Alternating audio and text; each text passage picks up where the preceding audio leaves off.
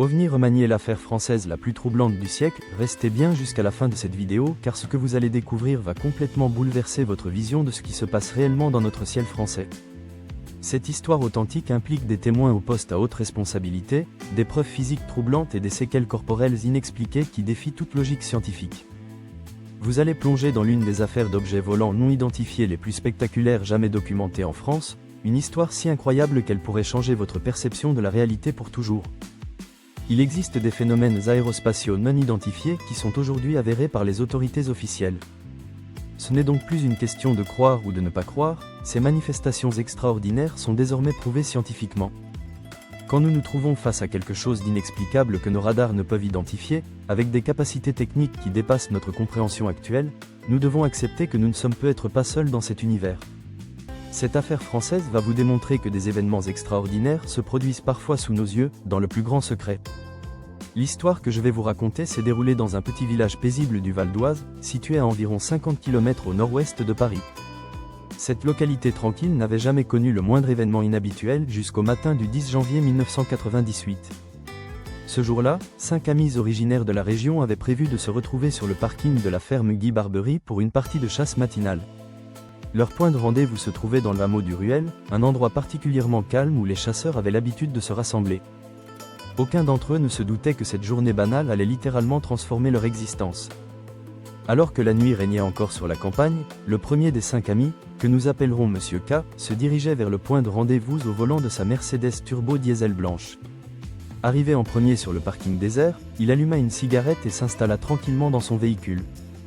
C'est à ce moment précis qu'il aperçut par le toit ouvrant de sa voiture un objet volant d'une taille impressionnante qui gravitait silencieusement au-dessus de lui. Sa première pensée fut qu'il s'agissait d'un avion de passage, mais il réalisa rapidement que ce qu'il observait n'avait rien de conventionnel. De mystérieux faisceaux lumineux de couleur verte, rouge et jaune jaillissaient de cet engin mystérieux et enveloppaient complètement son véhicule. La lumière avait une consistance étrange, semblable à des gouttes d'eau colorées qui coulaient sur la carrosserie de sa voiture. Malgré l'obscurité ambiante, il distingua nettement au centre de l'objet une structure octogonale inversée qui dépassait d'environ 20 mètres. Un grand creux circulaire d'environ 6 mètres de diamètre trônait au milieu de l'engin, et M. K était convaincu que cette ouverture n'était pas une tuyère de réacteur mais plutôt une sorte de porte. Si vous appréciez ce type de contenu mystérieux et que vous voulez découvrir d'autres affaires extraordinaires, n'hésitez pas à vous abonner et à activer la cloche de notification pour ne rater aucune de nos enquêtes passionnantes. Soudain, M. K perdit complètement conscience, plongeant dans un état de blackout total. Au même moment, dans une rue voisine appelée rue Saint-Denis, une Peugeot 306 grise transportait 3 autres membres du groupe, avec M. D comme conducteur. Derrière eux roulait le 5e chasseur au volant de sa Citroën Xantia, accompagné de son fidèle chien de chasse. Les 2 véhicules atteignirent un carrefour et continuèrent leur route en direction du parking où les attendait leur ami inconscient. Soudain, une lumière d'une intensité extraordinaire apparut à l'horizon, captivant immédiatement l'attention des occupants des 2 voitures. Tous restèrent parfaitement silencieux, fascinés par ce spectacle absolument surréaliste qui se déroulait devant leurs yeux. Monsieur D, qui conduisait l'un des véhicules, se sentit étrangement attiré par cette source lumineuse et continua à rouler dans sa direction. En s'approchant davantage, il distingua des rampes lumineuses aux couleurs particulièrement vives, semblables à l'éclairage des stades mais teintées de nuances vertes et rouges. Un disque gigantesque d'environ 45 mètres de diamètre restait suspendu à quelques mètres au-dessus du sol, parfaitement immobile. Imaginez un instant la taille colossale de cet objet, 45 mètres de diamètre flottant silencieusement dans les airs. Monsieur D baissa sa vitre pour mieux observer ce phénomène extraordinaire et constata que l'objet était non seulement énorme, mais également de couleur grisâtre et faiblement éclairée. La surface de l'engin, visiblement métallique, était parsemée d'ouvertures sombres d'environ 1 mètre de diamètre chacune. L'aspect le plus troublant était l'absence totale de bruit ou de vibration émanant de cette masse imposante. Plus étrange encore, le moteur de sa propre voiture semblait ne plus émettre le moindre son. Lorsque leur véhicule passa directement sous l'objet volant, un phénomène inexplicable se produisit. Les occupants de la voiture se sentirent comme anesthésiés, leur conscience semblant les quitter progressivement.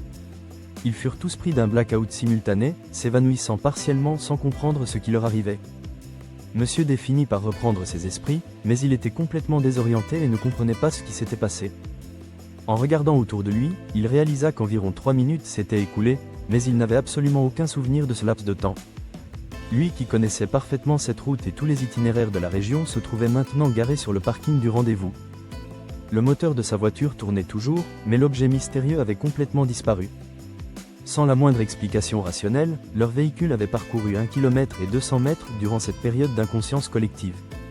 Comment un tel déplacement avait-il pu se produire alors qu'ils étaient tous dans un état d'évanouissement?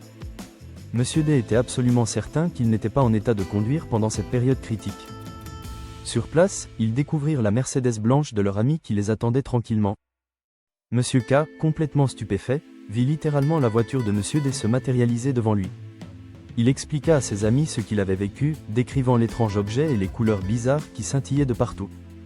Il affirma avoir assisté à la téléportation pure et simple de la voiture de ses compagnons. Monsieur D était littéralement traumatisé par cette expérience bouleversante. Il n'arrivait pas à chasser de son esprit le souvenir de ce qu'il avait vu et ressenti. Ce n'est que vers 9 h du matin qu'il commença à émerger totalement de cet état de confusion profonde. Concernant la troisième voiture avec le dernier personnage, ce cinquième chasseur avait d'abord rejeté rationnellement toute idée de phénomènes étranges. Il expliquait ce qu'il avait observé comme étant simplement un gros nuage inhabituel. Cependant, lors d'un appel téléphonique avec Jacques Vallée, astrophysicien et ufologue renommé, il avoua des années plus tard avoir été incapable de comprendre comment il s'était retrouvé sur le parking. Il n'avait aucun souvenir d'avoir conduit sa voiture jusqu'au point de rendez-vous. Il finit par admettre que ce qui s'était passé ce jour-là était effectivement très bizarre. Il révéla également que depuis cette journée, son chien de chasse qui était auparavant en parfaite santé souffrait de graves crises d'épilepsie. Vers midi, tout le groupe se réunit pour la collation habituelle, accompagné de 25 autres chasseurs. Malgré les discussions animées, le sujet de ce qui s'était passé dans la matinée ne fut jamais abordé. L'événement était tellement troublant que personne n'osait en parler ouvertement. Le lendemain, Monsieur D ne se sentait pas du tout dans son état normal. Il se sentait comme étranger à son propre corps, comme s'il évoluait dans un rêve permanent. Il était persuadé d'avoir été transporté dans un monde complètement étranger au sien. Pendant plusieurs jours, aucun des témoins ne reparla de cette expérience extraordinaire. Ce silence dura presque un mois entier avant que Monsieur D ressente le besoin impérieux de comprendre et de partager son histoire. L'idée de raconter son expérience lui semblait pourtant inconcevable car il craignait d'être pris pour un fou. Malgré ses réticences, il décida de franchir le pas, convaincu que son témoignage pourrait contribuer à la science et à la compréhension de ce mystérieux phénomène. Il se procura une revue spécialisée en ufologie et y trouva les coordonnées de la Banque internationale de données ufologiques. Il contacta cette association qui envoya Gérard Desforges, l'un de ses membres expérimentés, pour recueillir son témoignage. Un accord fut conclu garantissant l'anonymat des témoins et l'entretien devait être publié dans la revue sous le nom de Code Défense. Le 5 mars 1998, Desforges rencontra Monsieur D pour un entretien qui dura 5 heures complètes. Dès le départ, un détail intrigua l'enquêteur. Une tache brune d'environ 10 cm² était visible sur le corps du témoin. Cette marque était apparue le jour même de l'événement et persistait encore. Monsieur D, encore déstabilisé, expliqua à quel point cette expérience bouleversait ses certitudes rationnelles et techniques. Étant quelqu'un d'extrêmement cartésien, l'idée d'une rencontre avec des entités extraterrestres lui semblait inconcevable. Il prononça alors une phrase particulièrement étrange, « Ils sont impolis mais pas trop méchants ». Monsieur D décrivit ensuite un phénomène troublant. Des pensées surgissaient dans son esprit à n'importe quel moment, comme si elles étaient injectées par une entité extérieure. Selon lui, ces idées semblaient liées à un contact encore actif avec les choses observées cette journée-là. Ces pensées prenaient la forme de flashs concernant des sujets précis. Des avertissements pour l'humanité, une catastrophe imminente comme la collision avec un astéroïde, et des concepts scientifiques étranges. Il mentionna notamment les tachyons, des particules hypothétiques capables de dépasser la vitesse de la lumière, une notion qu'il admettait avoir reçue sans en comprendre l'origine. Au fil de l'interview, Monsieur D se livra davantage et révéla l'intégralité de son expérience. Dans ses flashs, il se souvenait s'être retrouvé dans un vaisseau spatial situé dans l'espace après avoir été absorbé hors de sa voiture par un tube lumineux. Il fut allongé sur une sorte de table et une machine au visage robotique se pencha au-dessus de lui. Il décrivit cette forme comme semblable à un chevalier métallique dépourvu d'humanité. Ce robot le mettait très mal à l'aise avec sa grande rangée de dents artificielles. Pour lui, il s'agissait clairement de machines exécutant des ordres et non d'êtres vivants à part entière. La machine tenta de communiquer avec lui par des sons très robotiques. Il réussit à se souvenir de quelques bribes de cette conversation. Le robot fit allusion au ruban de Möbius, lui parla d'inversion de polarité et lui dit « Nous sommes de grands voyageurs de l'espace, nous voyageons à des vitesses supérieures à celles de la lumière grâce aux tachyons. » Il se souvenait également du mot « Taoubo », répété en boucle par le robot sans en comprendre la signification. L'endroit où il se trouvait dégageait une odeur de mort, littéralement insupportable. Il se rappela s'être retrouvé ensuite dans un autre lieu, en présence d'entités d'environ 2 mètres de hauteur. Ces êtres avaient des pattes de gallinacés et des têtes en forme d'aigle avec des pupilles carrées. Il était persuadé que ces créatures étaient les chefs des aliens. Il décrivit ces entités comme étant plutôt sympathiques, estimant que si elles avaient voulu lui faire du mal, elles l'auraient fait sans problème. Après ce contact, il eut de nouveau un trou noir et se retrouva dans sa voiture sur le parking. Pour mieux comprendre son expérience, M. D prit des cours de dessin et créa des représentations précises du phénomène. Il contacta également des institutions locales comme la gendarmerie et la tour de contrôle pour vérifier l'existence d'autres témoignages ou d'anomalies radar, mais sans succès. Il était persuadé qu'une micropuce avait été implantée dans son cerveau et que cet implant agissait comme un relais permettant à l'entité de transmettre ses pensées étrangères. C'est pourquoi il les définissait comme étant impolies, car elles ne lui avaient pas demandé son autorisation. De manière troublante, M. D développa de sévères irritations oculaires accompagnées de brûlures particulièrement invalidantes. Inquiet, il consulta un ophtalmologiste le 23 mars 1998. Après un examen approfondi, le diagnostic révéla qu'il avait subi une grave brûlure aux yeux compatible avec une kératoconjonctivite. Intrigué, le médecin questionna M. D sur les circonstances de cet accident. Préférant éviter d'évoquer son expérience, il prétendit avoir subi un accident de travail. Le praticien, alarmé, le mit en garde et lui recommanda fermement de signaler à son employeur qu'une telle exposition était dangereuse. Pourtant, M. D n'avait subi aucun accident professionnel, la brûlure était apparue après sa rencontre mystérieuse. Il repartit du cabinet médical avec de la cortisone et un collyre pour traiter ses yeux. Convaincu d'être sous le contrôle d'une entité externe, M. D s'efforça d'identifier une éventuelle implantation sous sa peau.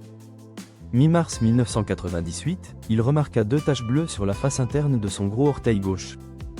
Il les montra à Gérard Desforges qui trouva ces marques particulièrement bizarres. Mais les changements les plus spectaculaires concernaient l'évolution de son corps durant les mois suivants. Sa peau prit une couleur orange, souvent associée aux effets des radiations. Par la suite, d'énormes furoncles apparurent sur sa cuisse. Le 21 avril 1998, lorsqu'il perça l'un d'eux, il découvrit un petit trou rond et sec. Il en extrait une sorte de gélule blanche mesurant environ 12 mm sur 4 mm. Cette gélule était gélatineuse et ressemblait à un œuf. Lorsqu'il extrait cet objet de sa cuisse, la plaie se referma quasiment instantanément, sans inflammation ni cicatrice. Il jeta finalement cette gélule, pensant qu'il s'agissait d'un morceau de son propre corps. Un radiologue consulté suggéra qu'il pourrait s'agir d'une excroissance osseuse qu'il aurait retirée sans signe d'anomalie particulière. Paradoxalement, malgré sa conjonctivite et ses yeux brûlés, sa vue s'améliora considérablement, développant une acuité visuelle exceptionnelle. Les objets de M. D subirent également des dysfonctionnements étranges. Sa montre commença à déconner dès cette fameuse journée sur le parking. Il l'emmena chez un horloger qui fit tout pour la réparer, mais elle ne pouvait plus afficher l'heure correctement. Sa voiture, encore sous garantie, commença à émettre des bruits bizarres. Après plusieurs semaines d'examen, le concessionnaire ne trouva aucune explication. M. D contacta alors la maison mère pour faire appel à des experts. Ces spécialistes démontèrent complètement la voiture pour comprendre le dysfonctionnement. Ils découvrirent que la tôle du pavillon arrière, soudée par robot à 2 autres tôles, avait tout simplement fondu au niveau des points de soudure. Les experts réparèrent le véhicule en insistant qu'ils n'avaient jamais vu un cas pareil et ne comprenaient pas comment cela pouvait techniquement se produire. L'ami qui possédait le chien de chasse développa également des symptômes étranges, mais il refusa de se prononcer sur ce qui s'était passé. Des événements frappants se produisirent le même jour dans le village. L'un des habitants les plus respectés, un cadre supérieur connu pour son assiduité et sa discipline, resta profondément endormi le matin d'une réception importante à 10 h, ce qui n'était jamais arrivé en 40 ans. Un événement encore plus étrange affecta un responsable commercial qui vivait avec sa femme et leur fille de 2 ans. Leur maison était située sur le passage probable de l'objet. Le père se souvient parfaitement que sa petite fille, habituellement calme et sereine, fut prise de terreurs nocturnes intenses. Ses angoisses s'aggravèrent les nuits suivantes et malgré les efforts de sa mère pour la rassurer, rien n'y fit. La fillette était complètement prostrée, figée de peur, fixant la fenêtre avec un état de panique visible et un vide total dans les yeux. Elle devint également terrorisée par son jouet favori, une petite tortue robot qui diffusait des lumières colorées. Il fallut plusieurs mois pour que l'enfant retrouve un état normal. Le mot « Taoubo », entendu par M. D lors de son prétendu enlèvement, fit l'objet d'investigations approfondies. Les résultats donnent froid dans le dos car il s'agit de Tobouti B, une exoplanète située autour de l'étoile Tobouti. Cette planète se trouve à environ 51 années-lumière de la Terre dans la constellation du Bouvier. Tobouti B fut l'une des premières exoplanètes découvertes en 1996 grâce à la méthode de la vitesse radiale. C'est un Jupiter chaud, une planète géante gazeuse qui orbite très près de son étoile, bien plus près que Jupiter ne l'est du Soleil. Cette proximité entraîne des températures de surface extrêmement élevées, dépassant 1200 degrés Celsius. Sa masse représente environ 5 fois et demi celle de Jupiter, ce qui en fait une planète extrêmement massive. Tobouti suggère donc que ces visiteurs viendraient de ce système stellaire lointain. Dans tous les cas de rencontre d'OVNI, les théories explicatives restent toujours les mêmes. Phénomène militaire, hallucination collective, canular élaboré. La théorie du mensonge suggérant que les 5 chasseurs auraient inventé cette histoire ne tient pas vraiment. Le fait que les témoins aient choisi de rester anonymes démontre qu'ils n'avaient aucun intérêt à tirer de cette histoire inventée. Ils n'ont jamais tiré profit de ces expériences troublantes. L'hypothèse de l'hallucination collective reste possible dans des moments de stress ou lors d'événements inhabituels déclenchant des expériences psychologiques partagées. Cependant, ce phénomène demeure extrêmement rare et ne peut expliquer les effets physiques observés.